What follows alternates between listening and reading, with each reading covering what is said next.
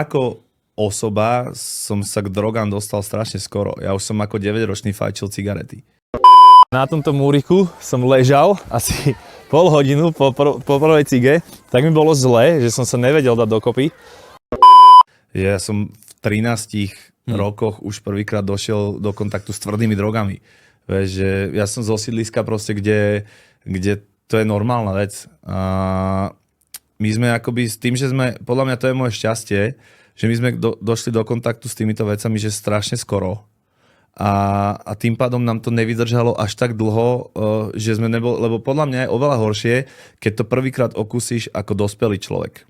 Lebo keď ty pocítiš ten stav toho, že ti to pomôže utiecť od niečoho, tak sa na to veľmi rýchlo namotáš, jak na hazard alebo na hocičo. A ten dospelý človek sa z toho veľmi ťažko už vymotá, podľa mňa. Že to decko v tej puberte, ktoré nemá až také tie straglovačky, sa z toho podľa mňa dokáže vyhrabať skôr. Že my sme, ja už keď som mal okolo 20-21 rokov, tak mne už to nič nehovorilo. Že my sme akože sem tam, my sme si dali party akože s lepším všudy, ale nebolo to také, že som si to išiel aj v útorok, aj v stredu, aj hocikedy. Že my sme to mali fakt spojené, že z party.